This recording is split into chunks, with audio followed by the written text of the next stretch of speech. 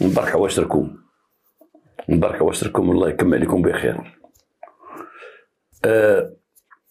الحلقة ديالنا اليوم تتعلق بواحد الجريمة بشعة وفيها واحد إفادة كبيرة. واحد المرأة، وأنا غنبدا هاد الحلقة من الآخر ديالها، واحد المرأة تدور في السواق، امرأة عمياء تتمشي، هي ساكنة في البادية، ومن تيكون شي سوق من الأسواق الأسبوعية قريبة لها تتمشي للأسواق، سواء على رجلها سواء راكبة في المركوب. عندها واحد بنتها كبيرة في العمر، عندها شي 35 عام، ولكن مسكينة معاقة، ماشي بنت ماشي كاملة في عقلها وداكشي. وهذيك البنت جارة هذيك المرأة، وديك المرأة عمياء ما تتشوفش، وديك المرأة غادا وتتبكي وتتهونن كما تيقولوا عندنا في العروبية هنايا الغرب، تتهونن، وفي التهوينة ديالها تتبكي. وهاد التهونين، شنو هو التهونين؟ لما مات الوالد الله يرحمه، الأب ديالي الله يرحمه، كانت الوالدة ديالي الله يرحمها ومات الوالد وحنا باقيين صغار، وكانت الوالدة تتنقي الزرع في الدار وتعجبني نقي معها الزرع، تتحطو فوق واحد الطابلة وتنبقاو نقيو.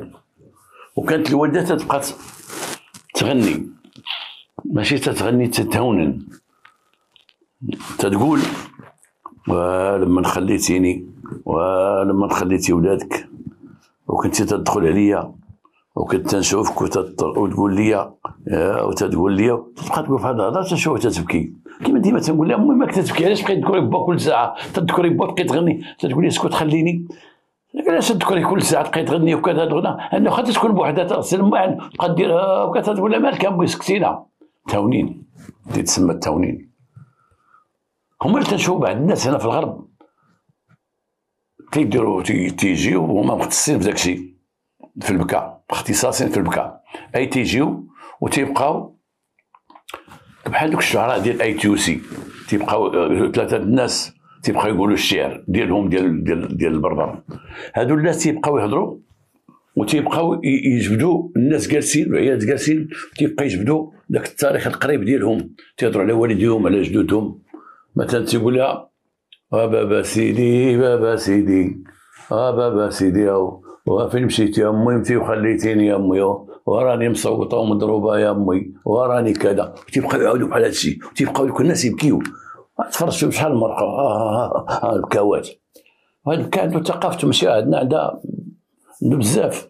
تنشوفوا مثلا دوك الشيعة في عاشوراء لما تيخرجوا في النجف الشريف ولا تيخرجوا في العراق، وتتشوفوهم واحد تيهضر شي هضره وتذكر بهذاك الحسين وزينب وداك شي علي وكذا، دوك المراجع ديالهم الدينيه، وتيبقاو واحد يذكر يا حسين شدك يا حسين قتلوك يا حسين غدرك ابكي يا زينب ابكي واليوم عندك الحسين وكذا. وتيبقاو اخرين تشوف الشيعة تيبكيو. تعرفوا تنشوف حتى في السنه، السنيين كان بعدين بقاو كانوا في السعوديه، يمكن من جا محمد سلمان حيد داكشي. كان تيصلي بالناس، الامام تتشوفو تيصلي بالناس، راكم تتشوفوهم وقت الصلاه تيبقى يقول شي ايه ديال القران وكانه عمره ما قالها، واول مره قالها ولا ما تعطوا صلاته. بحال العقوبه ما بقاتش في السعوديه، حيدهم قال لي واحد السيد حيدوا داكشي. حنا في المغرب داروا شي جوج ثلاثه شي مره ساعات حيدوا، ما بقاتش واكله. وعندنا في المغرب عيالات بكايات، عيالات في المغرب تيهونوا بكايات، ما بقاتش الثقافه كانت عندنا. يمكن قال لي واحد السيد راه باقا في شي مناطق او شي مدن عتيقه، كاين شي واحد تيبكي تيموت وتيجيبوا عيالات البكايات، تيجيبوا جروب ديال البكايات، كما تيجيبوا دوك العيالات اللي تيغنيو ودوك هذا، تيجيبوا عيال تيبكيو، اختصاص ديالهم هو البكاء. تجي تيقول يصدقوا عليه السلام عليكم السلام فلان راه مات، انا راه مرتو قالت لك باش تجيو عندها، تيخلصوهم وتيجيو دوك العيالات فلانه تدق على فلان تيتعلموا وتيجيو داك الناس وتيبقاو المهم ناري قول يا حبيبي لما خليتينا بكايه، تيبقى يبكيو باش تيخدموا بكم مزيان لما تيدوروا معاهم الناس مزيان. وتخيل لا حرفه كي دايره بكايه، تيبكيو سبعانين بكا دوك العيالات هذوك. هاد المراه مسكينه تنهضروا عليها كانت هي مسكينه ماشي بحال هذوك اللي تيتصنعوا تصنع بحال الشيعة بحال دوك السنيين بحال دوك الغرباويين بحال داكشي. لا هذه ما كانش تتصنع، كانت هي مسكينه هكاك. كما قلت لكم كانت الوالده ما كانش مسكينه داكشي تديرو حتى تبرد على قلبها، هي تغسل الماعن وتدير الزرع وداكشي تتفكر الوالد، تتبقى تهضر عليه، تتفكر المآسي ديال اشنو خلى لي على كتافها، ولادها صغار يتامى ما كاينش الدخل من هنا لهنا، تتبقى تقول داكشي تتفرغ على قلبها. ولكن تيكمل كما قلت لكم ديما بالبكا او تنشوفها تنسى عينيها. هاد المراه مسكينه هذه تنهضر لكم عليها كانت تدور مع ديك بنتها المعاقه، كانت تدور في السواق وتتغدى وتتعاود على ولدها وتتبكي، وتيقولوا الناس اللي تعرفوها بان هاد السيده ما وقفتش على البكا من بعد ما مات ولدها او غبر ولدها ما عرفاتوش فين مشى، وتتبكي عليه حتى ان نعمت من عينها، لان كثرة البكاء تتعمي العين، كثرة البكاء تتعمي العين. الدري الصغير الا تزاد كما قال لي واحد الطبيب ديال العيون وكان ما عندوش رعايه كافيه وديما تيبكي ديما تيبكي ديما تيبكي ديما تيبكي، تيقول بان تينقص ليه النظر. سردوا بالنا من هذه القضيه هذه، والدموع لا هبطوا بزاف تينقصوا النظر، راه ماشي تيغسلوا العين لا، كثر الدموع في البكاء كما وقع الشاعره الخنساء اللي معروفه، الخنساء اللي كانت في عهد رسول الله صلى الله عليه وسلم. الخنساء لما قتلوا خوها كانت واحد الشاعره هي اللي قالت عيني جوده ولا تجمده الا تبكياني صخر الندى، كانت تبكي على خوها حتى عمات في عهد رسول الله صلى الله عليه وسلم. هذه قصه مشهوره. وكانت هذه المراه تبكي تيقولوا حتى عمات على ولدها، كانت تدوس تقول حرقوك وليدي وقتلوك، قتلوك وليدي وداروا لك، ولما خليتيني يا وليدي، ولما انا وليدي، وغادا تتغوت. وكانوا الناس يصدقوا عليها، معروفه هي بداك التنحنيح ديالها وداك البكاء ديالها وداك الشيء ديالها في السوق. علاش هاد المراه وقع لها هاد الواقعه؟ شنو عندها هاد المراه هادي؟ هاد المراه كانت ساكنه في واحد الدوار، وواحد الدوار بعيد عليهم شويه بواحد 5 كيلومتر، الدوار ديال العروبيه. كان فيه واحد العرس، هذاك الدوار كان فيه عرس وكانوا الناس معروضين. انا كما تعرفوا الناس ديال الدواور ديال العروبيه بانه واخا الناس ما معروض الشيء تيمشيو للعرس، هذه معروفه في العروبيه. واخا ما معروضش لما تيسموا ليه ذاك الدوار فيه الحفل والعرس والكمانجه تيسموها تيمشيو الدراري من الدوار، لان ما عندهمش الملاهي بزاف. اليوم شويه راه ولات التلفازه ولا كذا البورطابل وكذا. دا بكري لا من تيكون واحد العرس تيجيو كاع القبائل يحضروا ذاك العرس، واخا يكون ما غيجيو شي ياكلوه، كاين يجيو يحتفلوا يجيو يشوفوا يشطحوا يشوفوا الشيخات يدوزوا ديك الليله. هذاك ولدها مشى هذاك الليله هذيك يا ربي بلا ما نذكر الولد، هذيك الليله في هذاك العرس وقع واحد المشكل، واحد النادر شعلت فيه العافيه، النادر ديال التبن شعلت فيه العافيه، كان نادر كبير ديال التبن وشعلت فيه العافيه. باش يطفيو الناس داك النادر عرفتي مع الصيف وداك وقت الحصاد والتبن باقي قاصح شاد راسو شاد العافيه بزاف، فاو الناس ما قدروا يطفيو، وباش غيطفيو عمر الماء سطلوا خوي جيب الماء من الواد جري خوي. ولكن اللي عطى الله عطاه هذاك النادر طفى على خاطره. الناس ولاو حاضين كما تيقول لي واحد الدراكي، ولاو حاضين غير ما نشعش في الديول الاخرين اللي حداهم. تحرك داك النادر، لما تحرك النادر داك العرس كبر بداك الشيء باش كمل داك الليل عرس مبرزط، النادر تحرق. الصباح الناس تيجيو يشوفوا واحد النادر تلقاو واحد الجثه مفحمه، شي واحد ولا وحده محروقه تمام الاعضاء مش على فيهم العافيه حتى حاجه. جاو الدرك الملكي، جاو تما بهذيك ديك الجثه ما عرفش شكون مولاها، عرفوا بانها ديال انسان ذكر ماشي ديال انثى ديال راجل. قدروا لي العمر ديالو تقريبا عنده واحد 30 عام. كاين شي حاجه بقات، شي اثار ديال العقيدات ديالو، العقيدات ديال السروال ديالو بلوتجين، شي حاجه بقات هكا، واحد السلسله كان ديالها في يدو بقات كحالت، وداك الشيء بقى شي حاجه عاديه بسيطه. ما استطاعوش من خلالها رجال الدرك باش يتعرفوا على ذاك الشخص، واخا سولوا في الدوار الناس ما عرفوش. هزوا ديك الجثه داوها لمستودع الاموات، حتى واحد ما سوى ديك الجثه. الدرك تيمشيو ويجيو داك الدوار باش يعرفوا شكون اللي كان تما ما شكون اللي كان تما حتى واحد ما عرف. إذن هذا السيد هذا شي وحدين اغتنموا الفرصه ديال الحفل وشدوه قتلوه بيان سور او ضربوه حتى اغمي عليه الا ما كانوش قتلوه، وشدوه وحطوه في ذاك النادر ديال التبن في الليل والظلام، لان راه العرس لهيه هذا النادر هنا جعلوا فيه العافيه، اي حاولوا بذلك اخفاء معالم الجريمه. واخا دازت واحد الاسبوع الدرك الملكي تقدمت لهم واحد المراه هي وبنتها، هاد المعاقه هادي هي وبنتها ومعهم واحد السيد معاونهم هو اللي جابهم بالمركوب. جاو مع الدار قال لهم اودي هاد المراه هادي راه عندها ولدها وولدها عنده شي 32 عام وهو اللي خدام عليها، راه تيبيع ويشري في السواق ومعروف خدام عليها، ولكن راه غبر من الليله ديك ديال العرس ما بقاش بان. الدرك باقي عندهم الجثه محطوطه في مستودع الاموات. قالوا لا يستبعد ان هذا الولد اللي قبل ما هو ولدها، لان حتى شي واحد ما جا سول شي واحد من عائلته البحث لفائده العائله حتى واحد ما تقدم به الا ديك المراه وبنتها وداك الراجل. الدرك شدوا المراه داوها لمستودع الاموات باش غيبينوا واحد الجثه مفحمه محروقه، باش غيبينوا ليها شي سنيسله هذه بينوا البنت هذه ديال ولدي، لان ديك المراه ديك الساعه كانت تشوف بعينيها، تاكدت هي وديك البنت وداك السيد اللي هو كان جارهم اللي جابهم تاكدوا بانه هو الولد ديالها.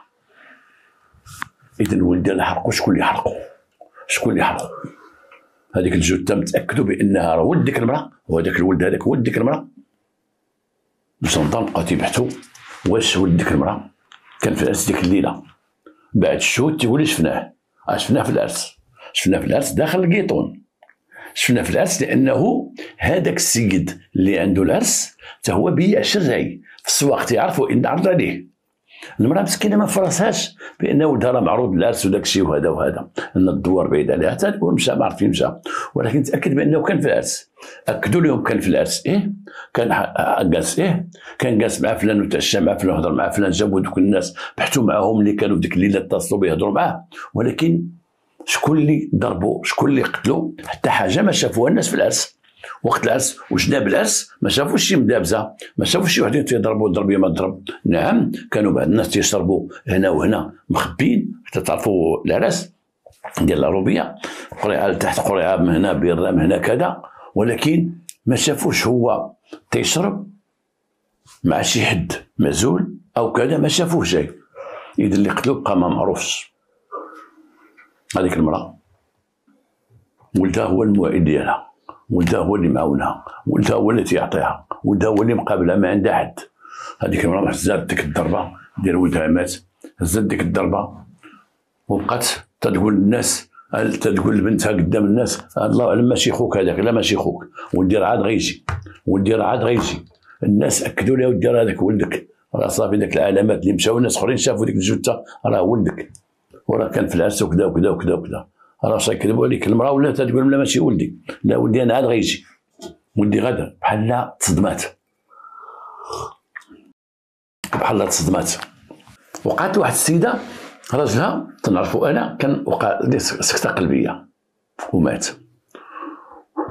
وكان ديك المراه عايشه غير ديك الراجل ولا موظفين عندها واحد ولدها في البوليس موظف، وكان مصيني تيقول لي دوز على الوالده حيت هو خدام في اسفي وانا كنت في الرباط، تيقول لي وانت تجي للقنيطره، تيقول لي حيت كنت ساكن في القنيطره تخدم في الرباط، تيقول لي ودوز عند الوالده شوفها، تندوز عند الوالده لا صيفط لهم شي ماندا، تيقول لي شوفها بقى صيفط لها الماندا، شوف واش خداتها ولا لا، شوف كذا كذا. وهذيك المراه مات راجلها بسكته قلبيه، وهي كانت غايه وياه في الدار، وجا ولدها وجينا حنا وجا داكشي وهذا. ولكن اش وقع؟ انا بقيت مرافق ولدها لانه صاحبي، بقيت مع ديك اليومين ديال ولا 3 ايام اللي بقات تما، جا من الخدمه جا تنواسي وداكشي وجالس معاه، وكانت هذيك المراه مو وتتقول لي سي قادر لاباس بخير كي داير شويه لاباس انت. الحاج جالس هنا دوز نسلم على الحاج راه جالس في الصاله، الراجل متفنى ميت، تنقول له صافي دابا نمشي عنده، لا هو في الصاله. عرفت انت شويه تقول السي قادر نعم الحاج راه مشى يصلي، راه غير في الجامع مشى يصلي وغيجي دابا باش يشوفك، والحاج راه مات، ما بغاش تخرج لا معقله بان راجلها مات، ما تحملاش بان راجلها مات، حتى دخل معاه ولدها في طبيب بسيكياتر بسيكولوج، داو عند الطبيب النفساني، ضربوا معاه واحد التماره ومخا فيه تيقول لها يلاه معنا نديو عند البسيكولوج، تتقول لهم باك واش ما غيمشيش معنا، وجلس انا باك غيجي باش تغدى معاه. المراه تسطات وبقى انا مسكينه بالدواء، واحد الوقت بقى معاه بالدواء، من بعد داتها بنتها، داتها سكنت معاه، ما عرفت فاس ولا مكناس، ما عرفت مسكينه كي بقات. هذه المراه هذه هي فكرتها، ما بغاش تحيد لها من بالها، ما بغاش تحيد لها من بالها بان ولدها مات، ما بغاتش تحيد، تتقول للناس كذا كذا. بكى ليل ونهار، بكى ليل ونهار، وما بغاتش تسكت. العام الاول، العام الثاني، والمراه تسكت، تمشي لها النار ديالها، ما بقاش عندها معين، ما بقاش اللي يعاونها. هادشي اللي جعلها ولات تتسعى، ولات تتسعى. هي من الاول مالين الدوار كانت يعاونوها شويه من هنا وهنا، ولكن داك الشيء ولا طويل، ولات تمشي هي وديك بنتها اللي هي مسكينه بنت ما عندهاش حتى العقل، تمشي للسوق اللي تما حداهم، ولا غادا وتبكي على ولدها، والناس يدوروا معاها، غادا وتعاود على ولدها. ولات معروفه المراه تتبكي على ولدها، ديك العاميه تتبكي على ولدها، هذيك العاميه اللي تتقول على ولدها وعلى ولدها ولا كذا كذا كذا. واحد النهار مشات لواحد السوق، وتقدم عندها واحد سيبيه وشري، وسول ديك بنتها قال لها اجي، قال لها شكون خوك هذا اللي مات لكم ديما امك تبكي عليه، نتوما ساكنين في الدوار فلان فلاني؟ قالت لي اييه تعرفهم. قال لي شكون هذا خوك اللي قالت لي خويا فلان اللي كان في السوق. لا عرفتو، تنعرفو. ايوا واش ما لقاوش الجدرميه وفي خبار وقصه؟ ما لقاوش الجدرميه داك اللي قتلوه. قالت لي ما لقاوش، ان الراجل في خبار واش وقع ديك الجريمه. الراجل كان في العرس، حتى هو كان في العرس، ولكن هو ما ساكنش في ذاك الدوار، هو غير جا ساكن في المدينه، غير جا معروض ديك الليله، شاف العافيه وفي داكشي، مشى في حالته، الى علمي بان واحد لقاوه محروق تما، ما عرفوش شكون هو، مشى. ولكن موت يلقاها في السوق تدور، ولقى هذيك المره السيد راجع واحد المراجعه، قال لي دابا ما لقاوش الجدرميه. قال لي ما لقاوش. ما تعرفوش اللي قتلوه اللي حرقوا؟ قالت لي لا ما عرفوا حتى شي واحد. الراجل كان وطني، وكان راجل مزيان كما قال لي داك الدركي، وكان راجل ثقيل، ومشى عند الدرك الملكي، مشى عندهم قال لي ما ودي هذه واحد العام جايه العامين دابا، قال لهم كانت وقعت واحد المشكل في الدوار فلان فلاني. قالوا ايه في خبارنا. قال لهم واحد السيد تحرك في واحد النادر. قال لي ايه في خبارنا. قال لهم هذاك السيد راه كان بياع شريه في السوق. قال لي في خبارنا. قال لهم مو راه عاميه تدور السوق. قال لي ايه في خبارنا، مسكينه تدور وكذا وكذا، وراه تجي بعد ما تسولنا واش ما لقيتوش، واللي دار لولدي واش ما لقيتوش كذا، واش ما لقيتوش كذا، واش ما لقيتوش كذا. قال لي نعم سيدي انا كنت في ذاك العرس ديك الليله، كنت في ذاك العرس. قال لي واحد الوقت انا ما عرفتش شكون اللي تحرق، مشيت في حالاتي، ما دوزنا العرس مشينا، انا ما حضرتش كاع باش جبدوا هذاك من الرماد ديال النادر، انا حتى مشيت في حالاتي في الليل، ولكن قال لك النادر تحرق، ما تحرق ذاك النادر وهذا، ومشيت في حالاتي، ما عرفتش بانه الصباح لقاو بانه واحد مقتول وكذا. ولكن هذه المراه هذه تعرف انا ولدها تخدم معنا في السواق، تيجي وما بقاش تيجي هذه مده، من نهار بقات ديك النازله ما بقاش تيجي تماما، ما عطيتو اهميه. ولكن بقيت تراجع لما سمعت بان ديك الدروه تحرق، بقيت تراجع هذيك الليله ديال ديك العافيه شعلت، وداك الكادافر ديالو اللي لقاو. قال لهم وكل مره تنقول نهضر ما نهضر، واش الجدرميه يمكن لقاو، الجدرميه ما لقاوش، يمكن شدوهم. تسمع الناس يقول راه شدوا دوك اللي حرقوا داهم الحبس، كل واحد تيقول لي انا ما عطيتهاش اهميه. ولكن مو تلقى هاد الايام تتصل بها، تلقاها مسكينه في السوق، واكدت لي بانه ما لقاوش داك اللي قتل. وانا جيت عندكم باش نقول لكم على ديك الليله، انا كنت في العرس ديك الليله، انا حاشاكم تيقول هو، حسيت بواحد الوجع في كرشي كثير، وبغيت انه خصني نخرج عزكم الله، وما لقيت كنت تما ما عرفتش شي مرحاض ديال ديك الدار شنو نقول فيه المرحاض، وبغيت نخرج شويه للخلا، انه كان عنده وجع في كرشو بحال كانت عنده لا دياري. تيقول ما هزيت واحد القرعه د الماء، وديت مشيت للخلا، لقيت تحت واحد الشجره، سمعت شي هضره، ثلاثه الناس تيهضروا، بعدت منهم دزت لهاد الجهه، ودرت داكشي اللي درت، خرجت وتيقول رجع، ما رجعت عليه، ما عرفتهم. عرفت هذاك الولد سلمت عليه، وعرفت واحد جوج هما تيكونوا في السوق، تا هما سواقه نعرفهم، ولا باقيين دابا، لقيتهم معاه ولقيتهم تيشربوا، وسلموا عليهم وجلست معاهم شويه، انا ما شربتش، ولكن بقينا مع الهضره ولا تنكمل كارو وكذا. واحد فيهم كان عنده الكيف، عطاني ثاني شويه الكيف كميتو، وبقينا مريحين معاهم، وخليتهم مشيت في حالاتي. هذوك الجوج هما شفتهم تيشربوا معاه، وانا عارفهم فلان وفلان، وراه كاينين موجودين، واحد من الدوار وواحد من الدوار اللي فيه العرس. هذوك هما هما انا بحثت هنا وهنا، يمكن واش عيطتوا عليهم انتم الله اعلم، ما عيطتوش عليهم الله اعلم، ولكن انا اخر ما شفتو ديك ليله العرس كان تيشرب مع هذوك الناس. ولكن داك الدري ما معروفش عند عائلته تيشرب كما تيقولوا الناس. يمكن ديك الليله شرب مستور، يمكن تيشرب مستور من اخبار مو تيحشم من هذا. وشحال من واحد تيشرب ما تعرفوا حتى واحد تيشرب، شحال من واحد تيشرب غير بين راه عرفوا الدار كله سكيري يشرب ويحيح. هذاك الدري ما كانش معروف. واحد الدار كياخذ هذه القضيه بعين الاعتبار وقال بون لا يستبعد ان هذوك الناس عندهم علاقه بالقضيه. جبد داك الملف اللي كان اناطونت محطوط ديالهم، وراجل داك الملف ما تيلقاش الاسماء اللي عطاه السيد، ما كاينينش، ما مذكورينش، ما دارش يمشي محضر، ما دارش اليوم محضر، ما كاينش محضر. خبر الرؤساء ديالو وخبر النيابه العامه وخدا المبادره باش غادي يعيط على المعني بالامر. استطاع باش تدعيهم كل واحد على حده. عيط الاول وجاوب قال لي ديك الليله انت نهار تحرك فلان كنتي في العرس؟ قال لي كنت في العرس. هاكاك كنتي تشرب انت والمحروق داك اللي مات وواحد صاحبك سميتو فلان؟ قال لي ايه. قال لي واش وقع من بعد شربتو؟ لان ما رجعتوش للعرس، هو غير دخلهم ديك الدخله ما رجعتوش، السيد ما رجعش للعرس. شنو وقع ديك الليله؟ قال لي ودي انا كنت نشرب مع داك السيد ومعايا صاحبي داك اللي كان معايا، ولكن انا حسيت راسي عييت في ديك الليله ومشيت في حالتي وخليته معاه، خليته هو وياه. انا مشيت وخليته هو وياه. مزيان، انا نجيبو صاحبو، جابو صاحبو استدعاو وجابوه ونفردوا به. قالوا لي ديك الليله كنتي تشرب انت والضحيه وصاحبك فلان، حيت جبناه وقال لنا كل شيء، ومن الحوايج اللي قال لنا قال لك خلاك انت وياه ومشى في حالته هو. قال لي لا، انا اللي خليته هو وياه ومشيت في حالتي، ماشي هو اللي خلاني انا وياه، انا اللي خليته انا وياه، بغا يتهمني انايا. هنا وقعت واحد كونتراديكسيون، هذا تيقول انا راه خليته مع فلان ومشيت، الاخر تيقول لا انا خليته مع فلان ومشيت، كل واحد تيقول انا خليته مع الاخر. مزيان، هذا باب مزيان في البحث. هنا جات المواجهه ديالهم بجوج.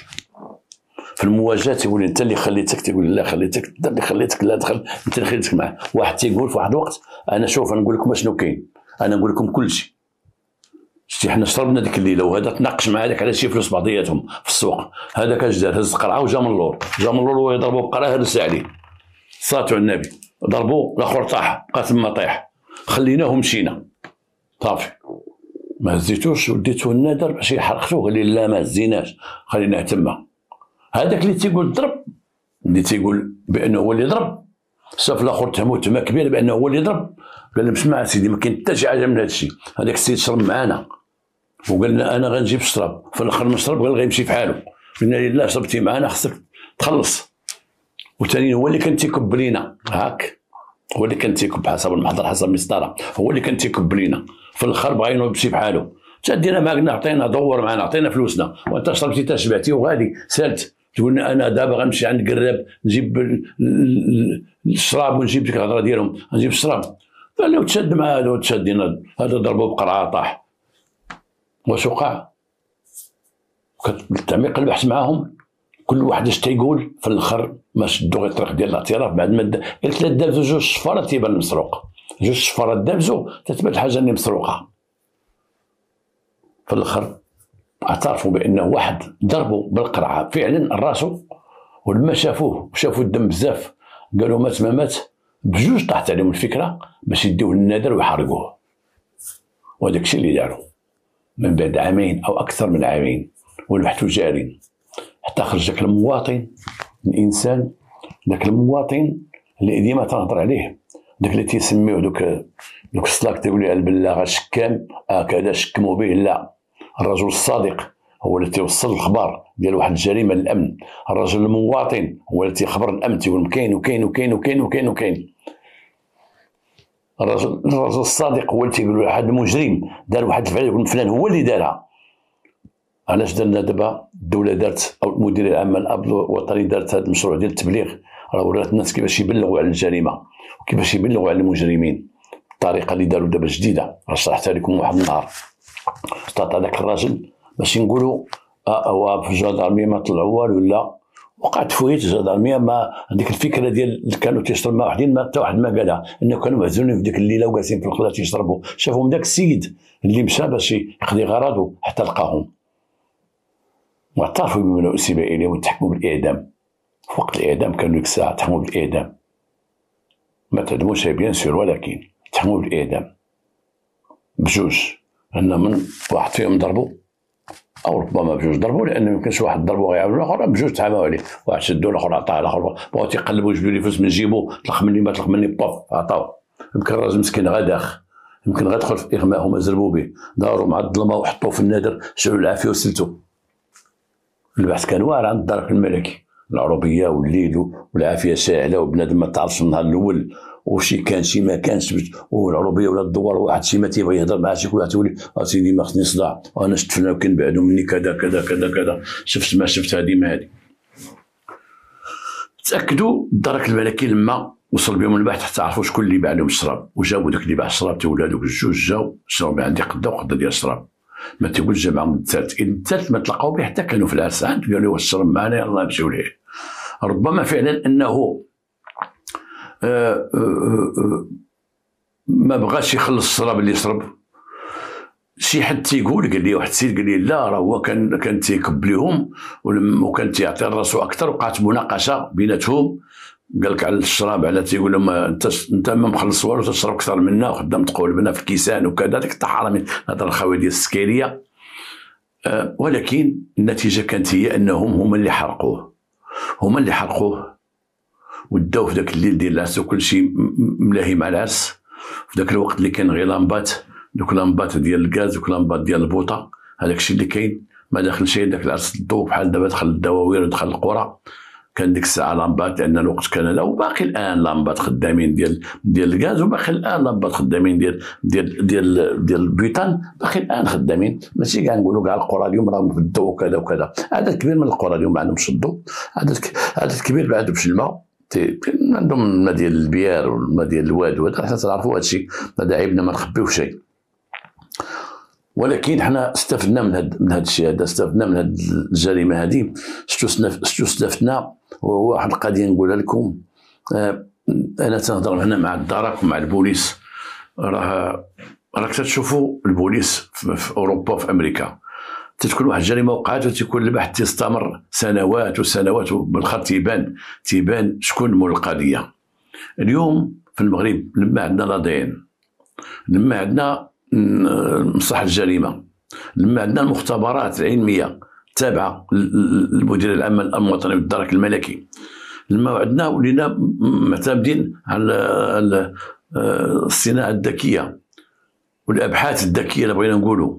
خصنا اليوم ما يكونش عندنا في المغرب واحد الملف باقي مخبي شحال من عام، واحد راجل تقتل ما عرفوش شكون، واحد المرأة تقتلت ما عرفناش شكون، وبقات محطوطة عندنا. لابد ما خص ضباط السلطة القضائية، شرطوا في السلطة القضائية والناس ديال السلطة القضائية، يعني ديال الدرك الملكي، مرة رجعوا دوك الملفات القدام، رجعوا الملفات القدام اللي كانوا ديك القتله اللي شحال من عام وما بان شيء، نقدروا نرجعوهم ونستغلوا مسرح الجريمه، نستغلوا الادين، نستغلوا الاختراعات الذكيه، نستغلوهم. لان اليوم راك تشوف في امريكا جبدوا قضايا لما بان الادين، جبدوا قضايا اللي دوز فيهم واحدين ظلم في الحبس في 20 عام و30 عام ديال الحبس ودوزها، وهو ماشي هو، ولكن الادين عطات عاوتاني عاد جابوا اللي قتل من الاول، اليوم حنا معتمدين على البطاقه الوطنيه وعلى البصمه، ولكن خصنا نزيدوا في الطريق اللي حنا غاديين فيها كيفاش في الابواب مفتوحه. خصنا لادين، خص المواطن اليوم ماشي يعطي غير البصمه ديالو ويعطي غير البصمه ديال عينيه، لا، خصنا ندوزو لادين.